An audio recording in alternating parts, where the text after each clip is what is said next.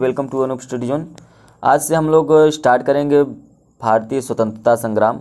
और इसके पहले हम लोगों ने देखा कि अंग्रेज कैसे भारत में आते हैं और किस तरह से व्यापारिक मुद्दे से आते हैं और यहाँ पे राजनीतिक करने लगते हैं। तो उसके अंतर्गत उन लोगों को किस तरह से उदय होता है भारत में, किस तरह से मुगलों का पतन होता है। अब आज से हम लोग पढ़ेंगे भारतीय राष्ट्रीय आंदोलन और भारत में स्वतंत्रता आंदोलन किस तरह से होता है उसके विषय में। इससे आपके एग्जाम में 5 नंबर आने वाले हैं, तो क्लास को थोड़ा सा ध्यान से देखिएगा। तो चलिए सबसे पहले स्टार्ट करते हैं भारतीय राष्ट्रीय आंदोलन। राष्ट्रीय आंदोलन को हम लोग 2 भागों में पढ़ेंगे। एक देखिए, भारतीय राष्ट्रीय आंदोलन जो है वो 1885 से 1919 तक, और मतलब कि इस राष्ट्रीय आंदोलन में एक भाग में हम लोग पढ़ेंगे 1885 से 1905 तक और दूसरा पढ़ेंगे 1905 से 1919 तक। रीजन क्या होता है कि 1885 से 1905 तक जब ये राष्ट्रीय आंदोलन होता है तो ये उदारवादी चरण होता है, और 1905 से 1919 तक ये कौन सा चरण होता है, उग्रवादी चरण होता है। ठीक है, तो इसी तरह से हम लोग अलग अलग क्लास में इनको पढ़ेंगे। तो चलिए बिना देर करते हुए स्टार्ट करते हैं। भारतीय राष्ट्रीय कांग्रेस का सबसे पहले उदय देखेंगे कब होता है, 1885 ईस्वी में। इसकी स्थापना जो होती है, भारतीय राष्ट्रीय कांग्रेस की जो स्थापना होती है वो होती है 28 दिसंबर 1885 को। इसके संस्थापक जो है एलन ऑक्टेवियन ह्यूम है। ठीक है, और इसका जो प्रथम अधिवेशन हुआ था, प्रथम बैठक हुआ था, वो बम्बई में हुआ था, अब उसको मुंबई कहते हैं। और कहाँ पर हुआ था, गोकुल दास तेजपाल संस्कृत विद्यालय में। और इसके पहले अध्यक्ष बनाए गए थे बिमेश चंद्र बनर्जी, WC बनर्जी बनाए गए थे। और सचिव कौन थे, जो जिन्होंने संस्थापक जो थे Allan Octavian Hume, AO Hume, यही इसके सचिव भी थे। इसमें सबसे पहले सदस्यों की संख्या कितनी थी, 72 थी।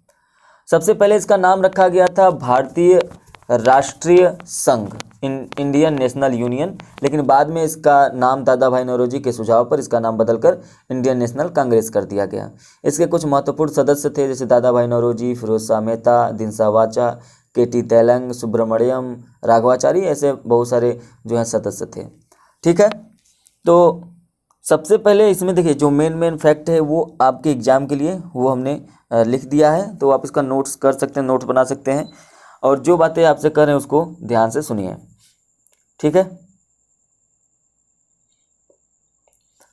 सबसे पहले ये जानिए कि जो 1885 से 1905 का जो चरण है यह उदारवादी चरण है। इसका मतलब क्या है कि सन 1885 से 1905 तक भारतीय राष्ट्रीय कांग्रेस में उदारवादियों का वर्चस्व था। मतलब जिन्होंने ब्रिटिश सरकार से क्या किया, प्रार्थना किया, अनुनय विनय किया, उसके द्वारा वो सुधार करना चाहते थे। मतलब कुल मिला के प्रार्थना से मांग करके और अनुनय विनय से वो जो भी था उस सुधार की मांग कर रहे थे।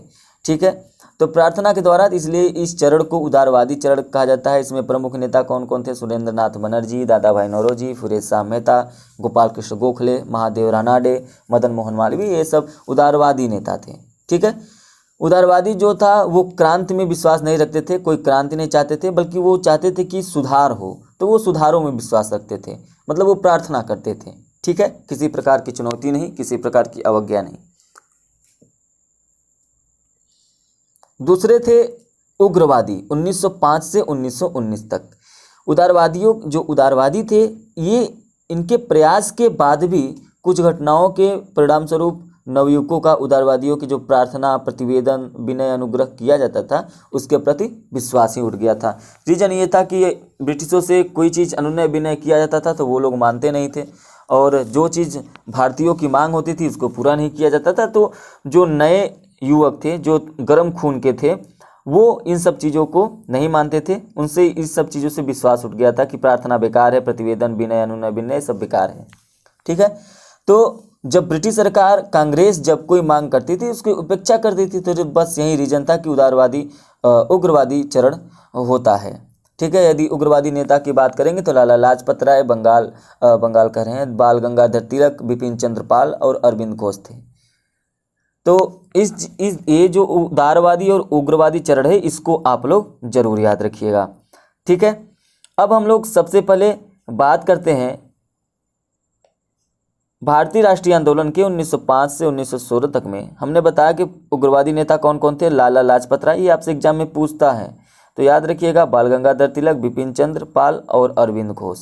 ठीक है, सबसे पहले हम लोग बात करेंगे 1905 की बात को। बंगाल का विभाजन जब होता है, लॉर्ड कर्जन ने बंगाल विभाजन की घोषणा की थी। तो वैसे में प्रशासनिक संचालन को आधार बनाकर ही 1905 में बंगाल का विभाजन कर दिया गया। विभाजन का जो वास्तविक कारण था वो भारत की राष्ट्रवादी चेतना का ऊर्जागृह होना, मतलब कि इस चेतना को नष्ट करने के लिए बंगाल का विभाजन किया जाता था। मतलब जो भी शक्तियां एकजुट हो रही थी उस समय, उसमें जैसे हिंदू और मुसलमान शामिल हो रहे थे, तो इसको तोड़ना था बंगाल का विभाजन का उद्देश्य। लेकिन जब विभाजन होता है तो उसके अनुसार क्या होता है कि ढाका, चटगांव और राजशाही खंडों को बंगाल से अलग कर दिया जाता है और ये असम के साथ मिला दिया जाता है, जिसे पूर्व बंगाल का नाम दिया गया और उसकी राजधानी ढाका रखी गई। और जो शेष हिस्सा बचा वो पश्चिम बंगाल कहा गया, जिसकी राजधानी कलकत्ता रखी गई। तो जो विभाजन की घोषणा हुई थी वो 7 अगस्त 1905 को टाउन हॉल में ऐतिहासिक बैठक हुई थी और यहाँ पर स्वदेशी और बहिष्कार आंदोलन का प्रस्ताव भी रखा गया और स्वदेशी और बहिष्कार आंदोलन का यहीं से जन्म होता है। ठीक है, अगला है स्वदेशी आंदोलन 1905।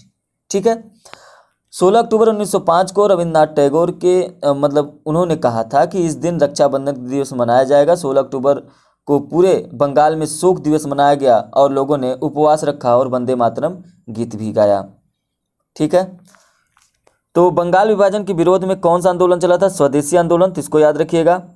और इसी स्वदेशी आंदोलन के कारण बंगाल विभाजन को वापस लेना पड़ा और 1911 में इसको जोड़ दिया गया।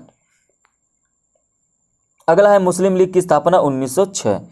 बंगाल विभाजन के बाद अंग्रेजों ने राष्ट्रवादी आंदोलन को कमजोर करने के लिए मुसलमानों को अपनी ओर मिला लिया और कांग्रेस जो कि निर्विरोध थी, तो उस समय क्या हो रहा था कि कांग्रेस का एक विरोधी चाहिए था। तो कांग्रेस का विरोधी उस समय मुसलमान ही हो सकते थे, तो मुसलमानों को एक संस्था बनाने के लिए प्रेरित किया, वो भी कांग्रेस विरोधी। तो बंगाल विभाजन के अवसर पर जब पूर्वी बंगाल के जो लेफ्टिनेंट गवर्नर थे ब्रूमफील्ड फुल्लर, उन्होंने मुसलमान को अपनी कहा कि वो अपनी चहेती पत्नी के रूप में उल्लेखित किया, क्योंकि उन्होंने वो जैसा कहते थे वो वैसा करते थे। तो ढाका का जो नवाब था वो सलीमुल्लाह खां, वो मोहम्मडन एजुकेशनल कॉन्फ्रेंस में सभी मुसलमानों के समक्ष एक संगठन बनाने का प्रस्ताव रखता है और 30 दिसंबर 1906 को नवाब वकार उल मुल्क, कौन? नवाब वकार उल मुल्क,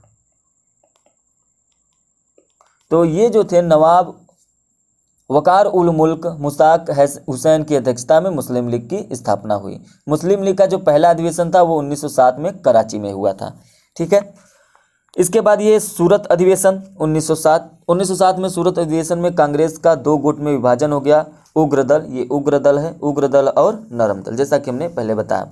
अब देखिए 1905 से 1907 के बीच उदारवादी और उग्रवादी में मतभेद खुलकर सामने आने लगे थे। उदारवादी बहिष्कार आंदोलन को केवल बंगाल तक ही सीमित रखना चाहते थे और जो उग्रवादी थे, जो गर्म खून के थे, वो पूरे भारत में फैलाना चाहते थे।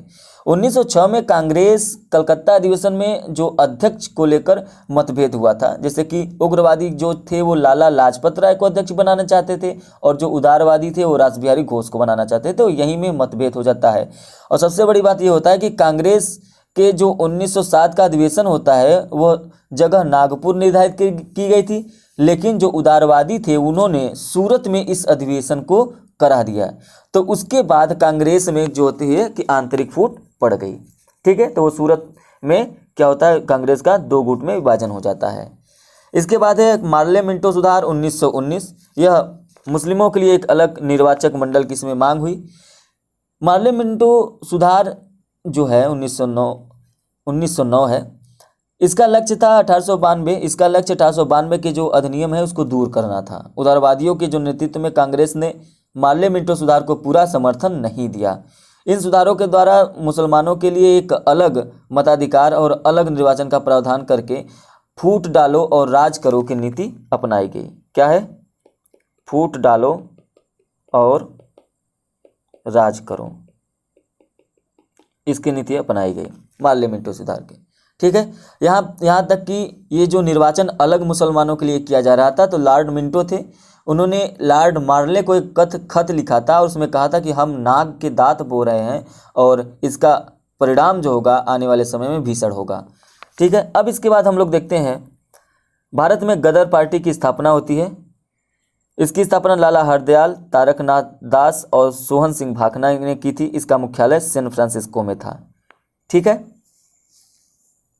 चलिए, इसी बीच में हम लोग देखेंगे कि 1911 में क्या होता है, दिल्ली दरबार लगता है। 6 मई 1910 को जॉर्ज पंचम और इंग्लैंड के सम्राट बनते हैं और जॉर्ज पंचम पाँचवें और महारानी मेरी के साथ भारत आते हैं।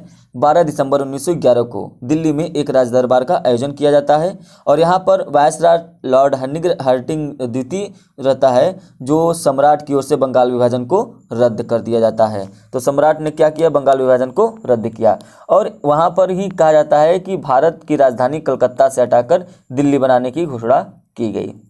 ठीक है।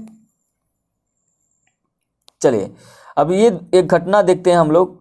उससे पहले ये भारत में गदर पार्टी की स्थापना किसने की थी, ये हमने आपको बता दिया। तो 1914 में कोमागाता मारू घटना होती है। कोमागाता मारू एक जहाज का नाम था जिसे 370 यात्री, मुख्यतः सिख और पंजाबी और मुस्लिम, सिंगापुर से बेंकाऊर जा रहे थे। जहाज आखिरी में सितंबर 1914 में कलकत्ता पहुंच गया, लेकिन यात्रियों में जो पंजाब जाने वाली ट्रेन पर चढ़ने से मना कर दिया गया। कलकत्ता में पुलिस के साथ मारपीट के दौरान 22 व्यक्तियों की मौत हो गई। तो ये भी आपको याद रखना है। अगला है लखनऊ सत्र 1916। तो कांग्रेस के लखनऊ अधिवेशन में कांग्रेस का उदारवादी जो नरमपंथी था और उग्रवादी गर्मपंथी, इसको भी सम्मिलित किया गया। साथ ही मुस्लिम लीग और कांग्रेस में क्या हो गया, इसमें समझौता हो गया। ठीक है। और यह समझौता कांग्रेस लीग योजना के नाम से भी प्रसिद्ध है, तो इसको भी याद रखिएगा, कांग्रेस लीग योजना, कांग्रेस लीग योजना के नाम से भी प्रसिद्ध है। कांग्रेस के लखनऊ अधिवेशन की जो अध्यक्षता है वो अंबिका चरण मजूमदार ने किया और मुस्लिम लीग के अधिवेशन की अध्यक्षता मोहम्मद अली जिन्ना ने किया था। अगला है होम रूल लीग आंदोलन। आयरलैंड के थियोसोफिस्ट एनी बेसेंट ने आयरिश होम रूल लीग की तर्ज पर होम रूल लीग आंदोलन करने का निर्णय लिया। लोकमान्य तिलक और एनी बेसेंट ने मिलकर भारत में होम रूल लीग की आंदोलन शुरू किया था। किसने? लोकमान्य तिलक और एनी बेसेंट ने मिलकर। दोनों ने लीग का कार्य क्षेत्र बांट लिया था, किस क्षेत्र में क्या कार्य किया जाएगा, कौन कार्य करेगा। तिलक ने लीग का कार्य क्षेत्र कर्नाटक, महाराष्ट्र, जो महाराष्ट्र में बम्बई को छोड़कर, और मध्य प्रांत और बरार तक फैला था। वहीं शेष भागों में बेसेंट का भी लीग कार्य कर रही थी। एनी बेसेंट ने जॉर्ज अरुंडेल को होम रूल संगठन का सचिव बनाया और अड्यार का मतलब मद्रास में लीग का मुख्यालय स्थापित किया। ठीक है। तो इसमें एक चीज़ याद रखने वाली बात है कि 1917 में कांग्रेस के कलकत्ता के वार्षिक अधिवेशन में एनी बेसेंट को अध्यक्ष चुना गया। तो ये जो थी, ये कांग्रेस की प्रथम महिला अध्यक्ष थी। ठीक है। तो ये भी आप याद रखिएगा। चलिए, तो आज की क्लास में बस इतना ही।